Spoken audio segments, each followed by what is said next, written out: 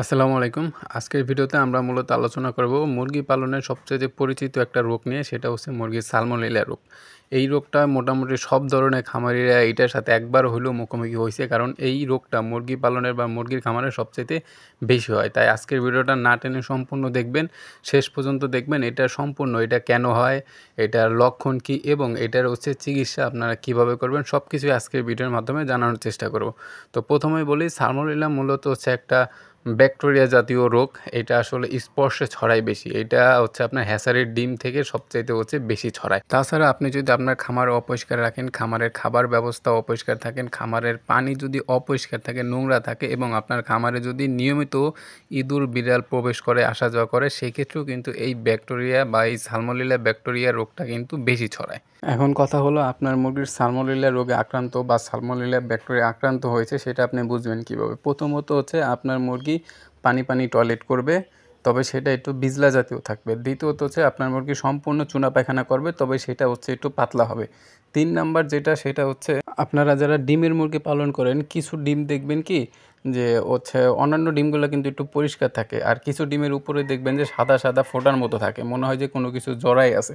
অনেকে এটা মনে করে কি যে হয়তো ডিমের খোসা ঠিকমতো হয় নাই, অথবা মুরগির ভিটামিন কোর্স ঠিকমতো হয় নাই, এরকম। তো অনেকে এইটার জন্য মনে করে, তো ওইটাই মূলত হচ্ছে সালমোনেলার লক্ষণ। আপনি খেয়াল করবেন, আপনার যেই মুরগিটা এই ধরনের ডিম পাড়তেছে ওই মুরগিটাকে আপনি আলাদা করে চিকিৎসা করবেন, অথবা আপনি হচ্ছে সালমোনেলা চিকিৎসা সব কিছু করে দিবেন। তো আপনি লক্ষণ বুঝলেন এবং হচ্ছে আপনার সালমোনেলা কীভাবে ছড়ায় সেটাও বুঝলেন। এবার এটার চিকিৎসা আপনি কীভাবে দিবেন সেটা জানাই দিই।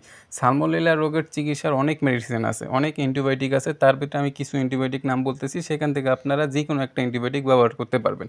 প্রথম হচ্ছে যদি আপনার কাছে ফ্লোরফেনিকল থাকে, এটা অনেক দামি একটা অ্যান্টিবায়োটিক। ফ্লোরফেনিকল এটা যদি থাকে, এটা আপনারা ব্যবহার করতে পারবেন। সব অ্যান্টিবায়োটিক হচ্ছে 1 লিটারে 1 ml ব্যবহার করবেন। আর তারপর এটা যদি না পান, দ্বিতীয় আরেকটা ওষুধে, সেটা হচ্ছে আপনার লিভোফ্লক্সাসিলিন। তারপরে হচ্ছে আরেকটা আছে অ্যামক্সাসিলিন। এইগুলো যদি আপনারা পান, লিভোফ্লক্সাসিলিন, অ্যামক্সাসিলিন, এইগুলোর যে কোনো একটা আপনারা ব্যবহার করবেন, খুব ভালো রেজাল্ট পাবেন। এছাড়াও যদি এইগুলো আপনার হাতের নাগালে না থাকে, এগুলো কিন্তু ভালো কাজ করবে সালমোনেলা রোগের বিরুদ্ধে। তারপরে আপনার ইউএসবি 30, ওইটা ইউজ করলেও মোটামুটি আপনারা সালমোনেলা থেকেও বাঁচতে পারবেন। তো এই হচ্ছে আপনার লিভোফ্লক্সাসিলিন, অ্যামক্সাসিলিন অথবা ফ্লোরফেনিকল, এই 3টা মেডিসিনের বা এই 3টা অ্যান্টিবায়োটিকের যে কোনো একটা অ্যান্টিবায়োটিক আপনারা 3 দিন করাবেন। 3 দিন করালেই ইনশাল্লাহ আপনার মুরগি একদম আগের মতো সুস্থ হয়ে যাবে। আপনি সালমোনেলা রোগ থেকে আপনার খামার বাঁচাইতে পারবেন। তো এই সালমোনেলা রোগ থেকে বাঁচাইতে হলে কিন্তু আপনার কী করতে হবে? আপনার মুরগির খামার সবসময় পরিষ্কার পরিচ্ছন্ন রাখতে হবে। আপনি যখন ঢুকবেন তখন জীবাণুনাশক স্প্রে করে ঢুকবেন। দ্বিতীয়ত হচ্ছে আপনার খামারে যেন কোনো বাইরের বন্য পোষার প্রাণী প্রবেশ করতে না পারে। আর ৩ নাম্বার হচ্ছে আপনার খামারগুলো, আপনি খামারের পানি সবসময় পরিষ্কার রাখবেন। এক পানি সারাদিন দিয়ে চালাবেন না।